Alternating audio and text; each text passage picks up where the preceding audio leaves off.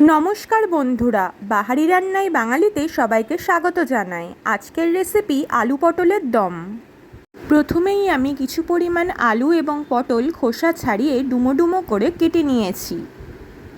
এরপর কড়াইয়ে 9 টেবিল চামচ সরষের তেল গরম করে নিয়ে পটলগুলোকে তেলের মধ্যে দিয়ে প্রথমে হালকা করে ভেজে নেব। ভালো করে নাড়িয়ে নেওয়ার পর ঢাকা দিয়ে আঁচ কমিয়ে প্রায় 10 মিনিটের জন্য রেখে দিলাম। ঢাকা খোলার পর দেখলাম পটলগুলো হালকা মজে এসেছে। এরপর আঁচ বাড়িয়ে পটলগুলোকে হালকা লাল করে ভেজে নিয়ে একটা পাত্রে তুলে রাখবো। পটলগুলোকে ভেজে নেওয়ার পর এবার আলুগুলোকেও ভেজে নেব। তার জন্য কড়াই আরও 2 টেবিল চামচ সরষের তেল দিয়ে দিলাম। এবার ফোড়নের জন্য কড়াইয়ে 2টো তেজপাতা দিয়ে হাফ চা চামচ মতো 5 ফোড়ন দিয়ে দিলাম। এরপর কেটে রাখা আলুগুলো কড়াইয়ে ছেড়ে দিয়ে বেশ কিছুক্ষণ ধরে নাড়িয়ে আলুগুলোকে হালকা ভেজে নিতে হবে। এরপর ঢাকা দিয়ে আঁচ কমিয়ে প্রায় 5 মিনিটের জন্য রেখে দিলাম। এই ফাঁকে আমি মশলার মিশ্রণটা বানিয়ে নেব।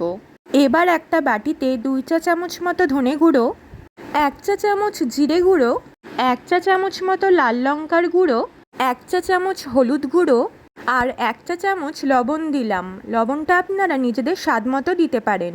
অল্প জল দিয়ে গুলে নিয়ে মশলার মিশ্রণটা তৈরি করে নিলাম। ঢাকা খোলার পর দেখলাম আলুগুলো বেশ একটু হালকা ভাজা হয়ে এসেছে।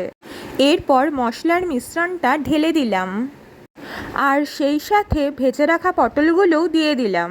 যতক্ষণ না মশলা থেকে তেল ভালো মতন বেরিয়ে আসছে ততক্ষণ ভালোভাবে নাড়িয়ে এটাকে কষিয়ে নিতে হবে। এই রেসিপিটি গরম ভাত আর সোনা মুগ ডালের সঙ্গেও যেমন বেশ মানানসই, তেমনি রুটি, লুচি, পরোটা সব কিছুর সাথেই খাওয়া যাবে। বেশ কিছুক্ষণ নাড়িয়ে নেওয়ার পর দেখা যাচ্ছে মশলা থেকে তেল ভালোভাবেই ছেড়ে এসেছে। এবার আমি 1 চা চামচ মতো চিনি, গ্রেভিটাকে একটু ঘন করার জন্য 1.5 চা চামচ মতো ময়দা আর হাফ কাপ মতো দুধ দিয়ে দিলাম।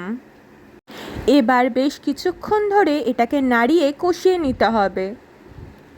মশলাটাকে ভালোভাবে কষিয়ে নেওয়ার পর 1 বাটি মতো জল অ্যাড করলাম। রান্না প্রায় শেষের দিকে। এবার এটাকে ভালোভাবে একটু নাড়িয়ে নিয়ে ঢাকা দিয়ে আঁচ কমিয়ে প্রায় 5 থেকে 6 মিনিটের জন্য রেখে দিলাম। কিছুক্ষণ পর ঢাকা খুলে দেখলাম তেল ছেড়ে এসেছে। আলুগুলো একটু কেটে দেখে নিলাম যে ভালোই সেদ্ধ হয়েছে।